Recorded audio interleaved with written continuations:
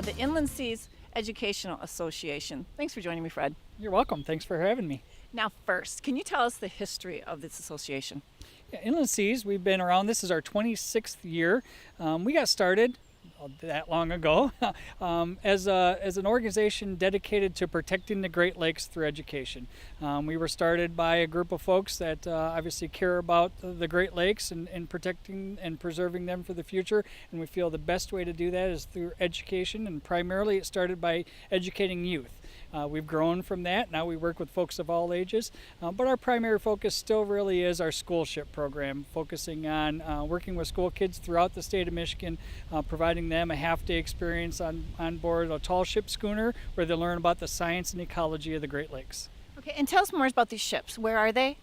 Well, we have a ship located in Suttons Bay, Michigan. It's the Inland Seas schooner, and then we also work on the Manitou, which sails out of Traverse City. Most folks are familiar with the tall ships cruising around our region.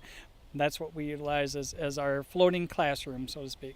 Now, it's very hands-on learning, isn't it? Yeah, that's exactly what we do. Everything we do is focus on hands-on learning. We really want to help to develop a stewardship, a level of care and concern for our Great Lakes, and we really strive to inspire the next generation of scientists. And so we do that by showing them that science is actually kind of cool. It's different than what you see in a classroom. These are the types of things that scientists do, so we allow students to utilize some really cool science equipment and tools. Not only do they take samples with those tools, but then they analyzing them using some up-to-date technology. So they become scientists for a day, and it really is exciting. Now, how many schools do you partner with? How many kids does this include? So each season we're in the 115, 120 range for a number of schools. That's in the spring and in the fall. And over our lifetime, we've impacted over 100,000 students so far. So we're shooting towards 110, and we work with about 5,000 a year.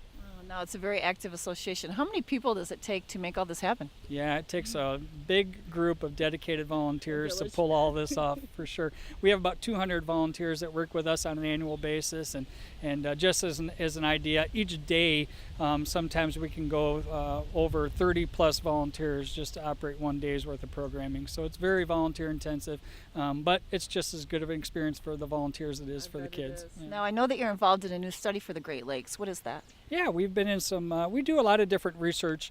Some of the research we've been doing over our 26-year history, so we've got some great longitudinal data that's really powerful.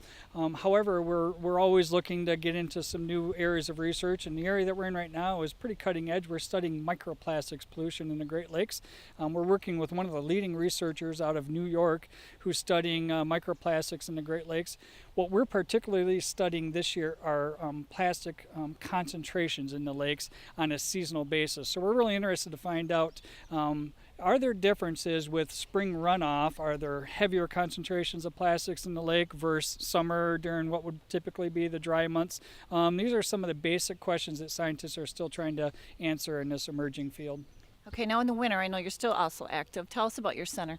Yeah, so we've got an education center located in Suttons Bay, and we do programming, a wide variety of programming in that center throughout the winter. It's open to the public. It's free. There's no charge. Come in. We've got all kinds of things for folks to explore and touch and feel. And we do boat building programming. That's a heavy concentration in the off season, and we do that in the summer as well. But there's always opportunities. We'd love to have classrooms come. If a teacher is looking for a unique experience for their classroom, I encourage them to give us a call, and we open our doors to anybody. Tell our viewers about your grant opportunity. Yeah, so we have a wonderful grant opportunity this year. We have a real strong partner in the Herbert H. and Grace A. Dow Foundation, and they put forth a challenge grant for us this year to attract some new donors to this organization. They're interested. They've been a partner with us for many years, and they want to continue in the future partnering. So they're hoping to build our donor base. They're offering $75,000 in a challenge matching grant, so it'll be a dollar for dollar match for any new donor that contributes to Inland Seas.